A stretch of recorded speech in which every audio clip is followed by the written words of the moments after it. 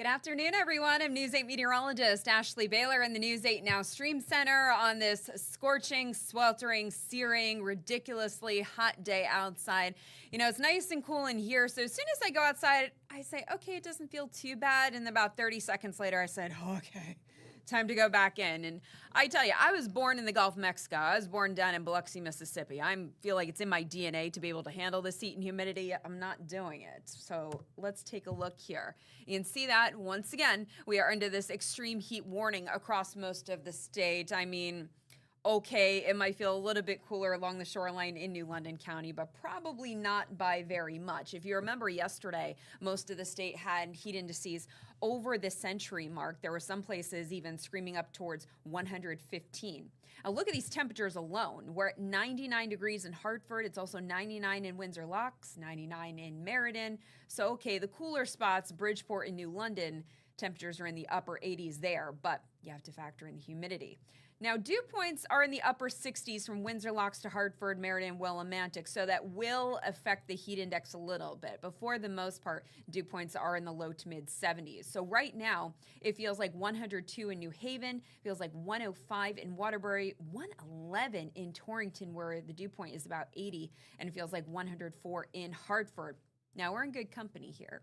You can see Washington, D.C., it's 106, Raleigh, 107, although I do believe at last check, it felt like 111 in Raleigh, so that number's come down a little bit. So if you want to go cool off, well, you can head to New Orleans, you could head to Orlando, or you could head to Chicago. Those are the places that are a little bit cooler.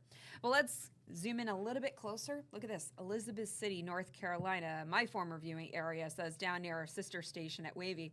Feels like 109 there. Even Hatteras, this one kind of surprised me. Hatteras, the heat index is around 104, 103 in Norfolk, about 106 in Richmond, 106 in Dover, 108 in Portland, Maine. How often do you see that one?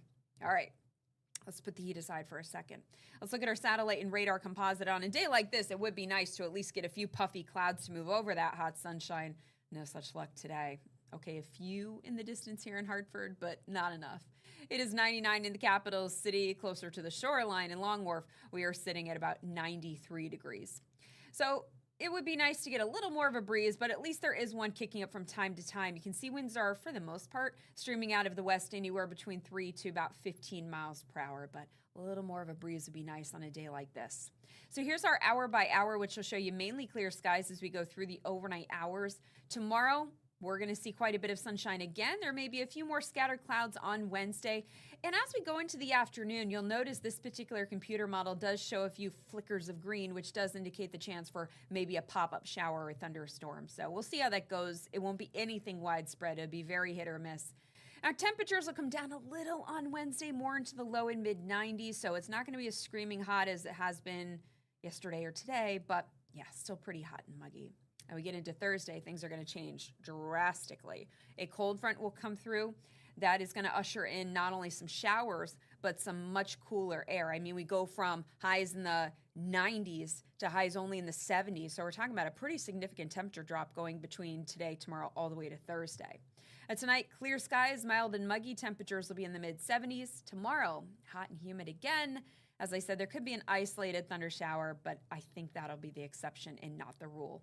So here's a look at your 8-day shoreline forecast. For Friday, we're looking at partly sunny skies, much cooler there. Highs will only be in the low 70s. So, you know, in some cases, you're talking about a 30-degree temperature drop between today going into Friday. Now, Saturday, we're looking at a chance for a few thunder showers. The day doesn't look like a washout, but why is it a surprise that we have a chance of thunder showers on a weekend? That's how you know it's the weekend. So, yes, that would be weekend number 18 with some rain showers. I would say, as Catherine would put it, we're sick of this. All right, going into Sunday, partly sunny skies, highs in the low 80s there, looking a little bit warmer on Monday before we have another chance for some thunder showers by next Tuesday. So after Thursday and Friday, the numbers do start to climb back up, but not to the point of what we've been dealing with for the past couple of days. We're not going to, be roasting in the sunshine, baking in the sunshine. And by the way, if anybody says it's hot enough to fry an egg outside, I'm going to call their bluff because we just put a skillet outside. I probably should have let it sit longer, But I put a skillet outside, walked down to Market 360, got some local eggs from Lebanon, no less.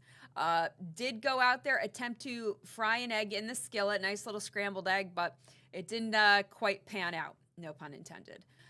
So hot enough to fry an egg? Not quite. Maybe next time I gotta go for what are they called? The dashboard cookies or something like that. But I love my car, and I don't want it stinking like cookies. It still has that new car smell. I'm trying to hold on to that as long as I can. Not that any of that mattered in this conversation, but it is not hot enough to fry an egg. But I am going to show you how hot it is outside. I'm going to head to a local park. We're going to put the laser thermometer on slides, on sidewalks. We put it outside here to station our picnic table, the asphalt, the difference between a white car versus a black car. Big difference. That's why we say we're loose light color close to reflect the sunshine, because darker colors absorb the heat. And there was almost a 50 to 60 degree temperature difference between a white car outside versus the black car that was sitting right next to it. So it does make a difference, folks. All right, off my soapbox and back into the studio. See you later.